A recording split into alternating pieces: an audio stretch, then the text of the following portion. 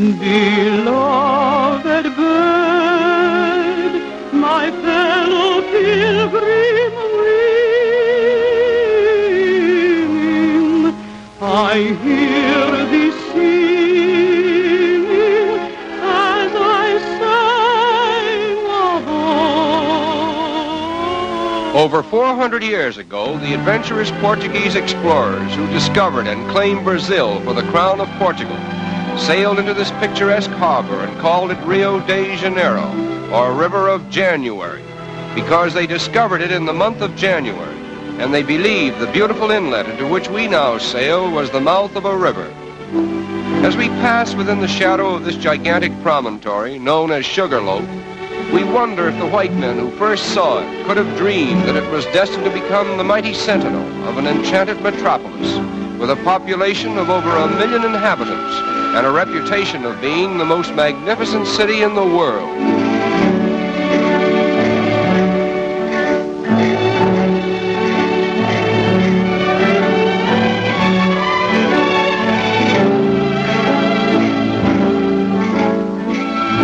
Passenger ships arriving at Rio today literally tie up at the foot of Main Street and immediately become a picturesque part of the skyline, as well as a convenient point of egress to the city itself. Rio de Janeiro is not a manufacturing city.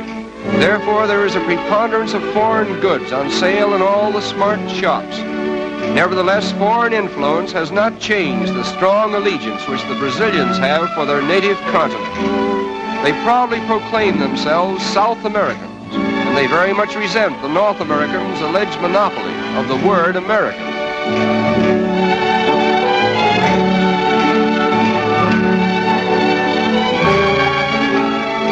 The period from 1902 to 1906 witnessed the wonderful transformation from the old to the new Rio, a comprehensive project so boldly conceived and brilliantly executed that there is hardly a landmark of the old city to be seen in the metropolis today.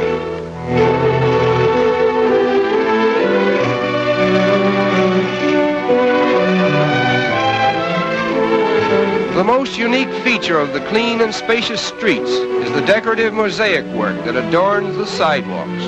Almost every block has a pavement with patterns so individual in design that one could find his way about the city by becoming familiar with them.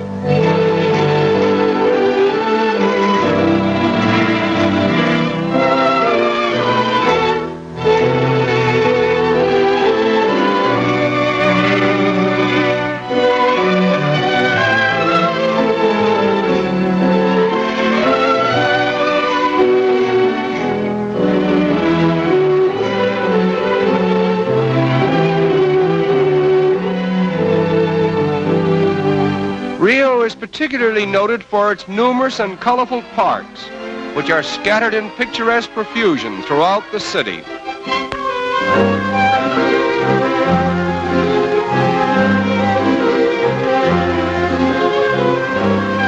In 1808, the King of Portugal was forced by Napoleon to abandon his country and re-establish his throne in Brazil. When he arrived in Rio, he brought with him, among other things, the first tiny sprouts of the famous royal palms, which he planted here. It was decreed that only members of the royal family might have the privilege of cultivating this particular species of tree. But time and nature have overruled the regal command, and the royal palms that were meant to be the exclusive property of Portuguese royalty are now the common heritage of all Brazil. The outstanding landmark of Rio is Sugarloaf Mountain, and from whatever angle one may view it, it forms a most impressive picture.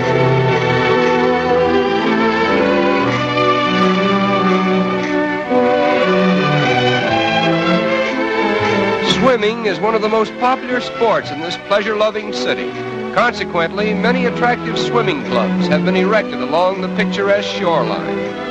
The architectural designs of these clubs are unusually distinctive, and many of them are actual reproductions of famous institutions in Spain and Portugal.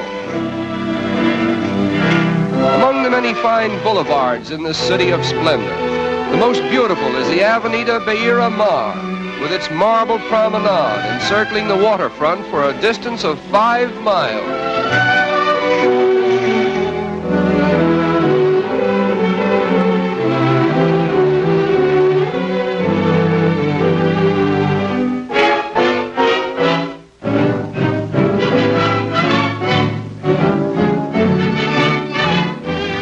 As in most countries of South America, the color of one's skin does not always determine one's social standing.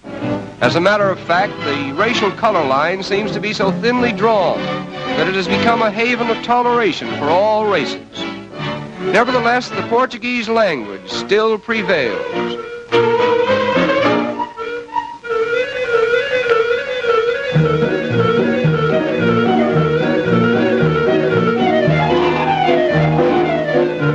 In the business districts of the city, there are a number of tiny shops where the more industrious young ladies of Rio earn their livelihood. This is called the butterfly industry, in which the colorful wings of butterflies are immortalized by an art that was inaugurated here many years ago.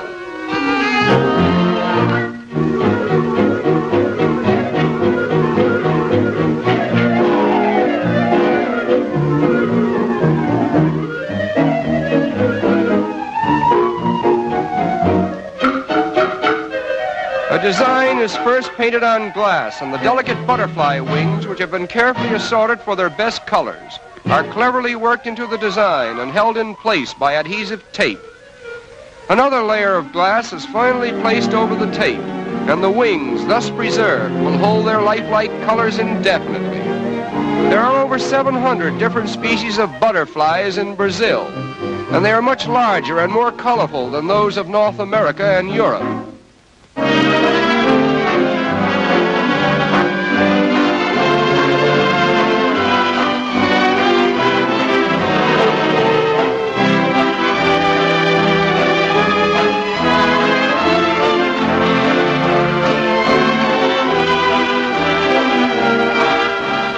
The completed articles consist of tea trays, vanity and jewel cases, bonbon dishes, and decorative pictures designed to glorify the city's landmarks.